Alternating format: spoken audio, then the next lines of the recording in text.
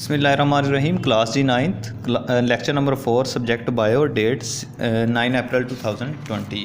आज की हमारी diary unit number 6, book page number 111 से 112 पढ़ेंगे हम, और साथ में हम टॉपिक्स पढ़ेंगे जी। पीएच किस तरह से असरअंदाज होती है, और साथ में एंजाइम एक्शन पढ़ेंगे, और साथ में लॉन्ग क्वेश्चन 4, 6 एंड 7। तो टॉपिक पे आते हैं। टॉपिक है हमारा जी enzymes, how pH affects the enzyme action, यानी पीएच का एंजाइम एक्शन पर क्या असरअंदाज होता है। तो पीएच के बारे में सबसे आपको पता होना चाहिए। पीएच हम कहते हैं हाइड्रोजन आयंस की कंसंट्रेशन, हाइड्रोजन आयंस की कंसंट्रेशन। तो हर एक रिएक्शन, हमारी बॉडी के अंदर जितने भी रिएक्शन हो रहे हैं वो हाइड्रोजन आयन की एक ख़ास कंसंट्रेशन में रिएक्शंस होते हैं, उसकी महदूद लिमिट होती है। तो हाइड्रोजन आयंस की कंसंट्रेशन को हम कह देते हैं, अगर वो हाइड्रोजन आयंस की कंसंट्रेशन कम हो तो हम उसे कह देते हैं एसिडिक मीडियम, और एक नॉर्मल होता है उसे हम न्यूट्रल मीडियम कह देते हैं, और एक बेसिक होता है जिसमें जो हाइड्रोजन आयंस की कंसंट्रेशन है वो बहुत ज़्यादा होती है। तो जब पीएच लो हो तो इसका मतलब वो एसिडिक मीडियम है, जब पीएच नॉर्मल हो तो वो न्यूट्रल मीडियम होता है, और जब पीएच बहुत ज़्यादा हो तो वो बेसिक मीडियम होता है। तो एंजाइम ज़्यादातर इन मीडियम्स के अंदर रहकर काम करते हैं, एसिडिक, न्यूट्रल या बेसिक। तो हर एंजाइम जो है ख़ास पीएच पर काम करता है, उस पीएच को हम कहते हैं ऑप्टिमम पीएच। ऑप्टिमम पीएच ये हर एंजाइम के लिए अपनी होती है, ख़ास होती है। कुछ एंजाइम एसिडिक मीडियम में काम करते हैं और कुछ एंजाइम बेसिक मीडियम में, कुछ न्यूट्रल में। तो ग्राफ की मदद से शो करेंगे। फॉर एग्जांपल ये ग्राफ है जी, एक्स एक्सिस पर मैंने पीएच लिया है और वाई एक्सिस पर मैंने एंजाइम एक्शन लिया है। फ़र्ज़ करें मैं पेप्सिन एंजाइम को लेता हूँ, तो ये लो पीएच पर काम करता है, यानी एसिडिक मीडियम में काम करता है। तो फ़र्ज़ करें ये 3 पर हाईएस्ट काम करता है। तो शुरू में 0 होती है हर चीज़, तो जैसे ही मैं पीएच बढ़ाता जाता हूँ पेप्सिन के काम करने की रफ्तार भी बढ़ती जाती है। तो जैसे जैसे मैं करता जा रहा हूँ पीएच के काम करने की रफ्तार, एंजाइम के काम करने की रफ्तार भी बढ़ जाती है। तो 3 पीएच पर ये ज़्यादा से ज़्यादा काम करता है फ़र्ज़ करें, तो वो इसकी ऑप्टिमम पीएच होगी, ऑप्टिमम पीएच, क्योंकि वो 3 पीएच पर ज़्यादा से ज़्यादा काम कर रहा है। और जैसे ही हम पीएच मज़ीद बढ़ाएंगे तो इसके काम करने की रफ्तार कम हो जाएगी, क्योंकि हर एंजाइम एक ख़ास पॉइंट पर, एक ख़ास पीएच पर काम करता है। उससे ज़्यादा पीएच जो है उसकी डीनेचुरेशन का बायस बनती है। अच्छा, ये था एंजाइम एक्शन के ऊपर पीएच का किरदार। उसके बाद नेक्स्ट टॉपिक है हमारा मैकेनिज़्म ऑफ एंजाइम एक्शन, यानी एंजाइम जो है वो किस तरह से काम करते हैं, काम करने का क्या तरीकाकार है। तो सबसे पहले एंजाइम जो है वो मैंने उसको ज़ाहिर किया ई से, और सबस्ट्रेट जिसके ऊपर एंजाइम ने असरअंदाज होना है वो मॉलिक्यूल होता है, इसको मैंने ज़ाहिर किया एस से।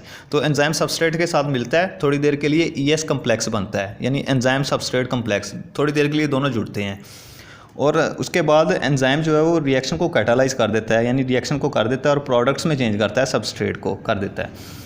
ठीक है जी।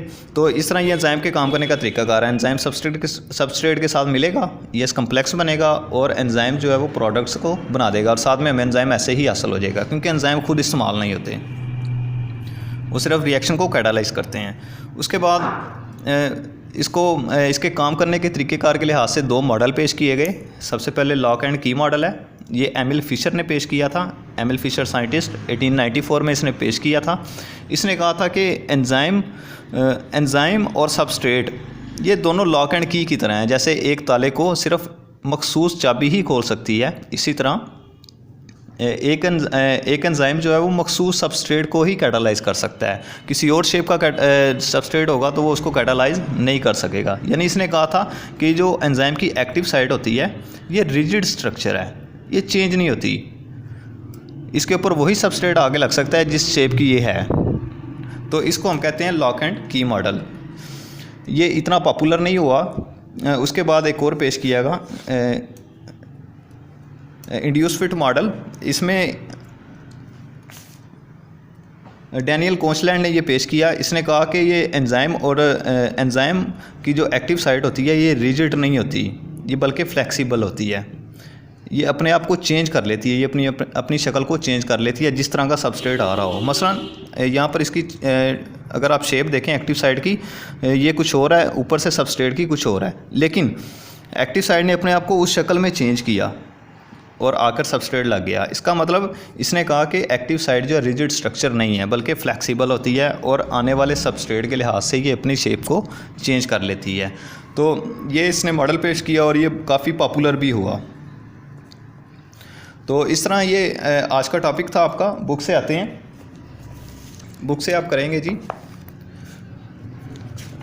सबसे पहले जो रह गया था हमारा टॉपिक पिछला, पीएच किस तरह से असरअंदाज होती है, तो यहाँ से लेकर यहाँ तक आपका होगा। साथ में ग्राफ भी करेंगे आप। उसके बाद मैकेनिज्म ऑफ एंजाइम एक्शन है, तो ये भी साथ में करेंगे। आपको इक्वेशन से भी मैंने समझाया, एंजाइम सबस्ट्रेट मिलते हैं, ये इस कम्प्लेक्स बनता है और प्रोडक्ट्स में चेंज हो जाता है। उसके बाद ये इसके मॉडल्स हैं पेश किए गए, लॉक एंड की मॉडल और इंड्यूस फिट मॉडल। डेनियल कोस्टलैंड ने ये पेश किया था और वो एमिल फिशर ने। तो यहाँ तक आप विद डायग्राम्स करेंगे ये काम। उसके बाद हमारा लॉन्ग क्वेश्चन नंबर 4, 6 और 7। लॉन्ग क्वेश्चन नंबर 4 देखें। How does pH affect enzyme action या एंजाइम एक्टिविटी। तो पीएच का एंजाइम एक्टिविटी पर क्या असर होता है, तो आप ये वाला ये लॉन्ग क्वेश्चन नंबर आपका 4 होगा जी।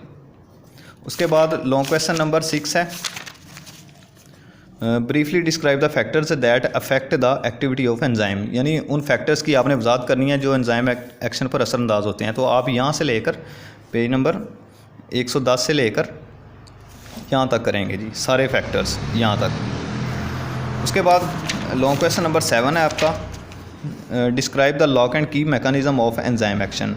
एंजाइम एक्शन का लॉक एंड की मैकेनिज़्म आपने बताना है जी। तो अभी हमने पढ़ा ये आपका लॉक एंड की मैकेनिज़्म होगा जी, इधर से लेकर और इतना, ये आपका लॉक एंड की मैकेनिज़्म होगा। बहुत शुक्रिया। नेक्स्ट लेक्चर के लिए अल्लाह हाफिज़।